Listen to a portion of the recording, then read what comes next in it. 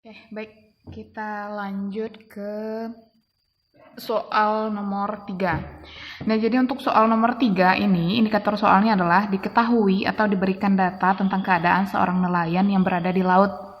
Artinya ketika seorang nelayan berada di laut, maka nelayan tersebut bisa sampai ke pantai. Apabila dia tidak mengayuh, berarti karena bantuan dari gelombang.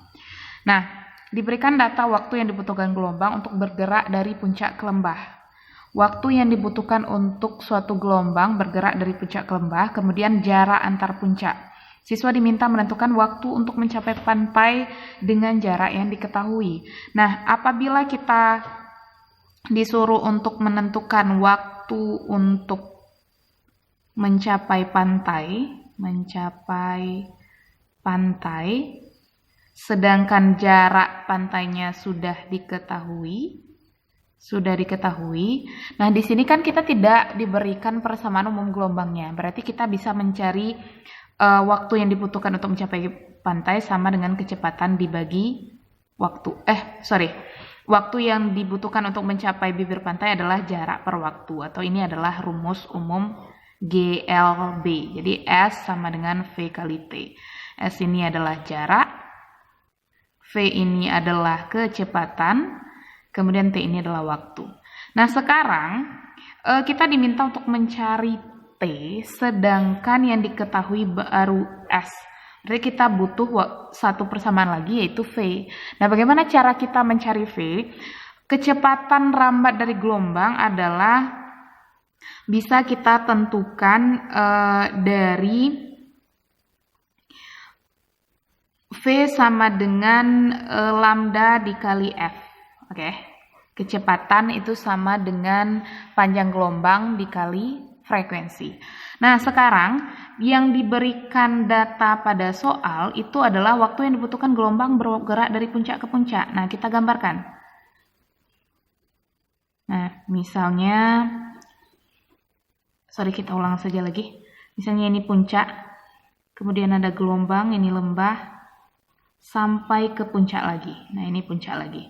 Nah, ini adalah waktu yang dibutuhkan suatu gelombang untuk bergerak dari puncak ke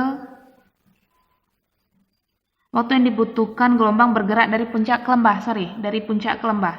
Nah, ini adalah waktu yang dibutuhkan oleh gelombang bergerak dari puncak ke lembah. Nah, apabila diketahui waktu, kemudian kita bisa menentukan frekuensinya, di mana frekuensi sama dengan jumlah gelombang tiap satuan waktu atau jumlah gelombang yang dibentuk dalam tiap satuan waktu. Nah, apabila diketahui jarak dari puncak ke lembah, berarti Anda bisa menentukan ini berapa gelombang. Nah, masukkan ke sini. Kemudian waktu yang dibutuhkan untuk dari puncak ke lembah ini sudah diketahui, berarti kita bisa dapat frekuensinya. Nah, ketika kita sudah dapat frekuensi, maka kita butuh lagi yang satu lagi adalah lambda.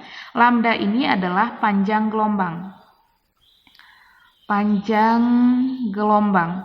Nah, tadi di dalam soal juga sudah diketahui jarak antar puncak. Berarti ini sudah diketahui, X. Jarak antar puncak ini berapa gelombang? Kita bisa tahu bahwa X sama dengan jumlah gelombang dikali lambdanya. Nah, ini dari puncak ke puncak berapa gelombang? Berarti kita bisa tahu berapa nilai X-nya. Oke ya. Nah, apabila jarak dari puncak ke puncak sudah diketahui, berarti itu adalah X. Kemudian jarak dari puncak ke puncak itu berapa gelombang, berarti itu N-nya, maka lambdanya bisa kita hitung. Nah, mungkin ada yang bingung kenapa X-nya 2 kali, kemudian X-nya hanya 1 kali, T-nya 2 kali. Nah, jadi T yang pertama yang diketahui itu adalah waktu yang dibutuhkan oleh suatu gelombang bergerak dari puncak ke lembah. Itu berarti berhubungan dengan frekuensi.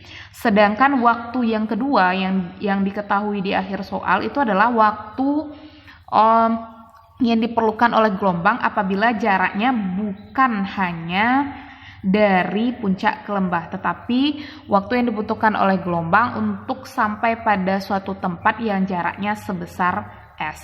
Berarti ulang lagi, yang pertama yang dicari harus frekuensinya, kemudian dapat frekuensinya dicari lambdanya. Dapat frekuensi, dapat lambda, kita bisa menentukan kecepatannya.